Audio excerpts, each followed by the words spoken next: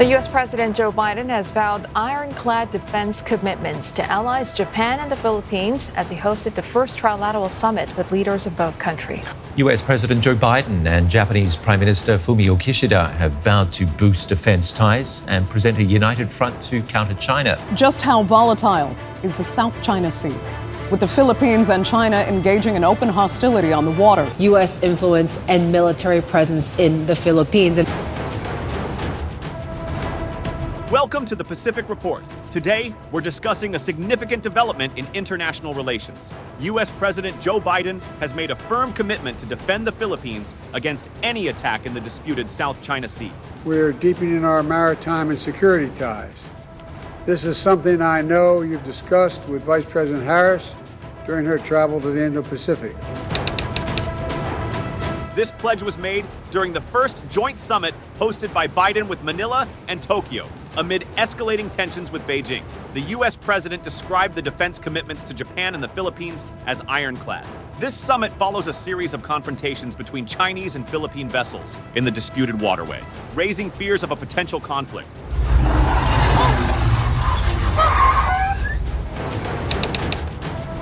Biden's pledge came after a bilateral meeting with Japanese Prime Minister Fumio Kishida and an upgrade of their alliance, which drew strong condemnation from the Chinese government. Biden stated, any attack on Philippine aircraft, vessels, or armed forces in the South China Sea would invoke our mutual defense treaty. I want to be clear. The United States defense commitments to Japan and to the Philippines are ironclad. They're ironclad.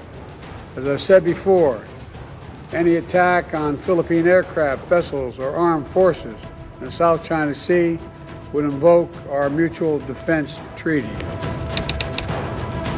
China claims almost the entirety of the South China Sea, brushing aside competing claims from several Southeast Asian nations, including the Philippines. The so-called gray zone harassment by China has included shining military-grade lasers at the Philippine Coast Guard, PCG, firing water cannons at vessels, and ramming into Philippine ships running resupply missions near the Second Thomas Shoal, which both Manila and Beijing claim. In 1999, Manila intentionally ran a Second World War-era ship aground on the shoal, establishing a permanent military presence there. However, Beijing accused the Philippines of violating Chinese sovereignty in the South China Sea. China's response: Foreign Ministry spokesperson Mao Ning stated that China was committed to managing the situation at Renaijiao with the Philippines through dialogue and consultation. However, she accused Manila of ignoring a gentleman's agreement made with the previous president, Rodrigo Duterte. 在非拖走坐滩军舰之前，如非需要对该舰居住人员提供生活物资补给，中方愿从人道主义出发，在事先向中方通报，并经现场核查后，允许菲方实施运补。中方将全过程予以监控。第三，如果菲方运送大量建材上舰，试图建设固定设施和永久哨所，中方绝不接受，将坚决依法依规予以阻拦，以维护中国主权和南海各方行为宣言的严肃性。Duterte, in an interview with the Chinese state media outlet The Global Times, expressed his belief that the U.S. was directing the new Philippines government. He stated, "When I was president of the Philippines, there was no quarrel in the South China Sea. We were able to return to normal relations." Because the Americans are the ones pushing the Philippine government to go out there and find a quarrel and eventually maybe start a war. But I do not think that America will die for us. I am sorry for my country. I am not the president anymore. I cannot run. And if God would allow it, and perchance, I would reverse the situation. Remove their bases.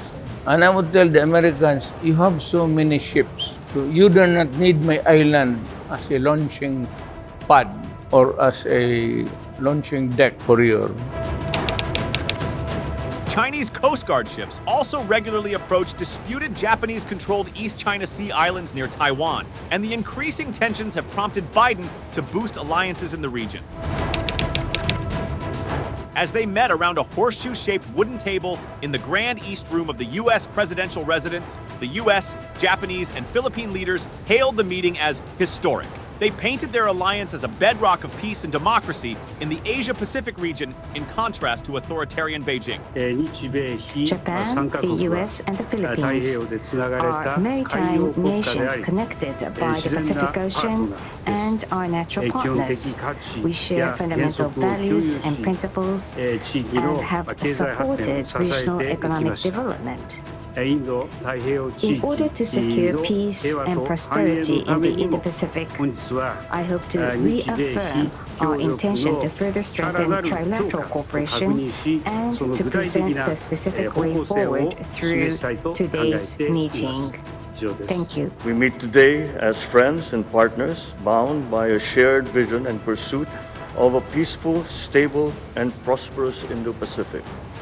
It is a partnership born not out of convenience nor of expediency, but as a natural progression of a deepening relation and robust cooperation amongst our three countries. President Marcos, seen as closer to Washington than his more China-leaning predecessor, Rodrigo Duterte, said they shared an unwavering commitment to the rules-based international order. We also exchanged views on a number of regional security issues of mutual concern. I took the opportunity to update President Biden and Prime Minister Kishida on the latest developments in the South China Sea, including the recent incident at Ayungin Shoal. I also had a bilateral meeting with President Biden wherein we reaffirmed our commitment to the long-standing Philippines-US alliance. On the sidelines of the visit, I also had the opportunity to meet with Ultrasafe Nuclear Corporation. This commitment is likely to shape the future of the Asia-Pacific region. That's all for today's report. For more such updates, stay tuned to The Pacific Report. Don't forget to like, share, and subscribe. 美国、日本对中国核政策表达所谓的关切，完全是脱离事实、别有用心的虚假叙事。中方坚决反对，绝不接受。中国奉行不首先使用核武器政策，承诺不对无核武器国家和无核武器区使用核武器。始终将核力量维持在国家安全需要的最低水平，不参加任何形式的军备竞赛。任何国家只要不对中国使用核武器，就不应该感到中国核武器的威胁。